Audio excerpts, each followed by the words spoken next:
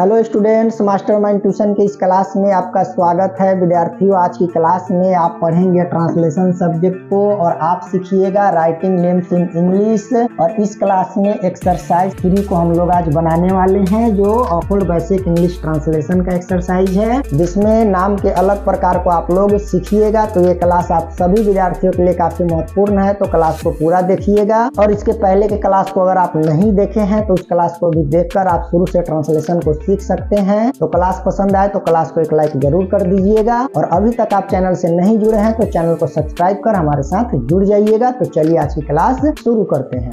Hello, mastermind tuition में आपका स्वागत है। अगर आपको मेरी वीडियोस पसंद हैं तो कृपया सब्सक्राइब करें और नोटिफिकेशन बेल दबाएं ताकि आप कोई भी वीडियो मिस ना करें। जैसा कि विद्यार्थियों आप जानते हैं कि मास्टरमाइंड ट्यूशन पे अभी ट्रांसलेशन सब्जेक्ट का एक सीरीज चलाया जा रहा है, जिसमें आप सभी को ट्रांसलेशन शुरू से बनाना सिखाया जा रहा है। इस क्लास में हम एक्सरसाइज 3 को बनाएंगे, जो ऑक्सफोर्ड बेसिक इंग्लिश ट्रांसलेशन का एक्सरसाइज होगा। और इसके पहले के क्लास में हमने एक्सरसाइज 2, एक्सरसाइज 1 और उसके पहले के क्लास में आप सभी को बता दिए हैं कि ट्रांसलेशन बनाने से पहले हमें कौन कौन चीज आना जरूरी होता है। तो इस क्लास के बाद आप उस क्लास को भी देख लीजिएगा, जिससे आपको ट्रांसलेशन शुरू से समझने में मदद मिलेगा। इस क्लास में हम लोग जानेंगे कि अनुस्वार या चंद्र बिंदु के बदले इन का प्रयोग कैसे होता है। उन सभी नामों को हम लोग आज लिखना सीखेंगे जिसमें चंद्र बिंदु या अनुस्वार का प्रयोग होता है। चलिए देखते हैं। जैसे है पंख, तो पंख का क्या हो जाएगा, हम सभी जानते हैं कि पी से क्या होता है विद्यार्थियों, प होता है और ऊपर अनुस्वार है तो हम लोग एन दे देंगे, पंग हो गया। और ख का के एच हो जाएगा, के एच से ख तो क्या हो गया,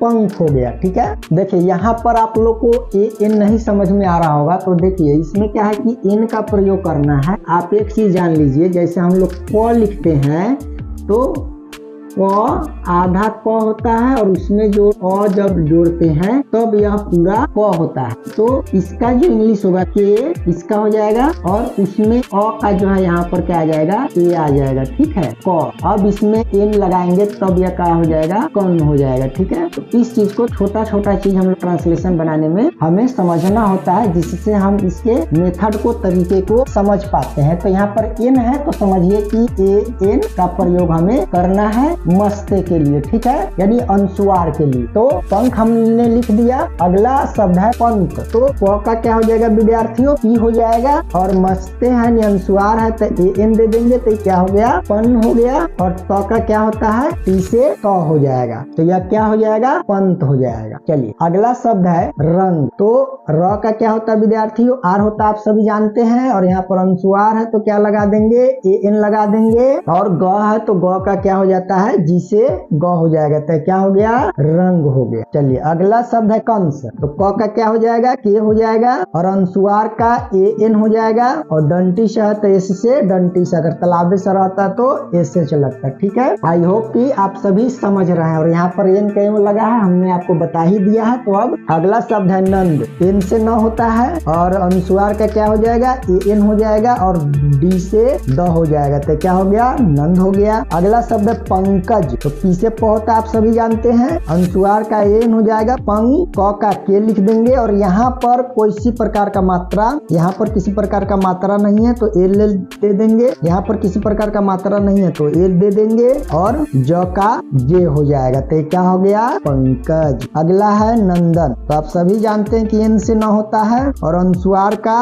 एन हो जाएगा और डी से द हो जाएगा। और यहाँ पर किसी प्रकार का मात्रा नहीं है तो ए दे देंगे। और न का क्या हो जाएगा, एन हो जाएगा। तो यह नंदन का अंग्रेजी अनुवाद हो गया। चलिए अगला शब्द है चंद, तो सी से क्या होता है विद्यार्थियों, च हो जाएगा। ऊपर अनुस्वार है तो क्या हो जाएगा, एन हो जाएगा, तो ये हो गया चंद। और उसमें जोड़ना है द, तो डी से द हो जाएगा। यहाँ पर किसी प्रकार का मात्रा नहीं है तो ये दे देंगे। और उसमें अब क्या जोड़ना है, न, तो न का क्या हो जाएगा, एन हो जाएगा। और लास्ट में हम लोग अपने से ये नहीं लगाते, जब मात्रा होता है तो उस मात्रा का अंग्रेजी हम लोग लिखते हैं। चलिए हम लोग आगे बढ़ते हैं। अगला शब्द है रंजन। तो रन पहले लिखेंगे तो आर से र हो जाएगा और यहाँ पर ए एन दे देंगे, ये रन हो गया। और इसमें क्या जोड़ना है, ज, तो जे से ज हो गया, मात्रा नहीं है तो ए दे देंगे और न का एन दे देंगे, तो ये क्या हो गया, रंजन हो गया। अगला है विद्यार्थियों शब्द कंचन। तो के से क होता है आप सभी जानते हैं, और इसमें अनुस्वार का ए एन हो जाएगा और च का सी एच हो जाएगा, मात्रा वगैरह नहीं है तो ये दे देंगे और न का एन हो जाएगा, तो क्या हो गया, कंचन। अगला शब्द है विद्यार्थियों शंकर। तो यहाँ पर तलाबे से है तो एस एच से स हो जाएगा, तलाबे स, और अनुस्वार है तो ए एन हो जाएगा और क का के लिख देंगे और यहाँ पर किसी प्रकार का मात्रा नहीं है तो ए दे देंगे और र का आर हो जाएगा, तो ये क्या होगा, शंकर। चलिए अगला शब्द है मंगल। एम से म होता है और अनुस्वार का ए एन हो जाएगा और ग का जी लिख देंगे और यहाँ पर भी किसी प्रकार का मात्रा नहीं है तो ए दे देंगे और ल का क्या होता है विद्यार्थी, एल होता है, तो ये क्या हो गया, मंगल हो गया। अगला शब्द है संजय। एस से डंटी से हो गया, उसके बाद में अनुस्वार का एन हो जाएगा, ज का जे लिख देंगे, मात्रा नहीं है तो ये लगा देंगे और वाई से य, क्या हो गया, संजय। अगला शब्द है रंगा। यहाँ पे लास्ट में आकार है तो पहले आर से र लिख देंगे और अनुस्वार का ए एन लिख देंगे और ग का क्या होता है विद्यार्थियों, जी होता है और यहाँ पर लास्ट में मात्रा है तो ऐसे आकार होता है, तो रंगा। जब यहाँ पर लास्ट में मात्रा नहीं रहेगा तो लास्ट में अपने से ये नहीं देना है, मात्रा रहेगा तो उसका इंग्लिश लिखना है, तो क्या हो गया, रंगा हो गया। अगला शब्द है चंदा। सी एस से च हो गया, अनुस्वार का एन हो जाएगा, डी से द हो जाएगा और आकार है तो इसे आकार हो जाएगा, तो क्या हो गया, चंदा। अगला शब्द है विद्यार्थियों कांता। आकार भी है और ऊपर अनुस्वार भी है, तो के से क हो जाएगा, ए एन कान, टी से त, बस इतना ही लगेगा, कांत। ठीक है, आकार रहे या ना रहे ए एन से मस्ते हम लोग दे देंगे, बस इतना आप लोग याद रखिए। चलिए अगला शब्द है कांता। तो के से क हो जाएगा और आकार और अनुस्वार का एन हो जाएगा, कान, टी से त और ए से आकार, कांता। यहाँ पर ए एन से मस्ते होगा, यहाँ पर आकार का तो ये हो जाएगा लेकिन ए एन से मस्ते होगा, लेकिन डबल ए जो है एक जगह प्रयोग नहीं होता है, इसलिए यहाँ पर डबल ए नहीं हो रहा है। ए एन से ही कान हो जाएगा या कन हो जाएगा और टी से त हो जाएगा, ए से आकार, कांता। ठीक है, अगला है शांता। तलाबे से है तो एस हो जाएगा विद्यार्थियों, अनुस्वार का एन हो जाएगा और टी से त हो जाएगा और ए से आकार हो जाएगा, यह क्या हो गया, शांता। अगला शब्द है चांद। ठीक है, इसको अनुस्वार और इसको चंद्रबिंदु कहते हैं। तो यहाँ पर क्या है, चंद्रबिंदु है तो सबसे पहले सी एस से च लिख लेंगे और चंद्रबिंदु का एन हो जाएगा और डी से द हो जाएगा, यह क्या हो गया, चांद। अगला शब्द है बांध। डी से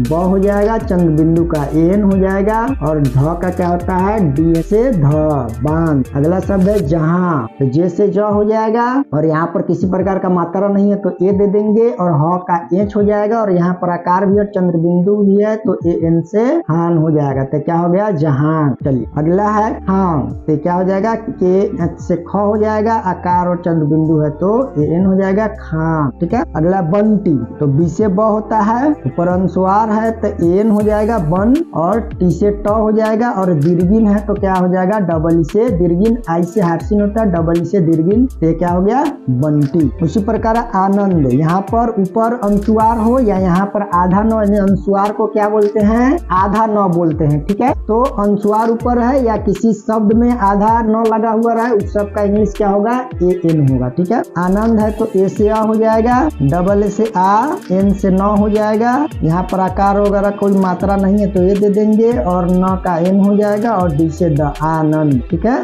तो इस तरह से विद्यार्थियों ट्रांसलेशन को हम लोग बनाते हैं, यानी कि वैसा नाम जिसमें अनुस्वार या चंद्रबिंदु लगा हो उसका उच्चारण न होता है और उसके बदले में ए एन का प्रयोग होता है। तो आप लोग एक्सरसाइज 3 को भली भांति से समझ गए होंगे और मैं आशा करता हूं कि क्लास आप सभी को पसंद आया होगा। तो क्लास को एक लाइक कर दीजिएगा, चैनल से नहीं जुड़े हैं चैनल को सब्सक्राइब कर चैनल से जुड़ जाइएगा। ट्रांसलेशन के साथ साथ और भी बहुत सारे क्लास आपके पढ़ाई लिखाई से संबंधित चैनल पर है, तो उन सभी को आप देखते रहिए, अपने पढ़ाई को आगे बढ़ाते रहिए। मिलते हैं आप सभी से अगले क्लास में, तब तक के लिए जय हिंद।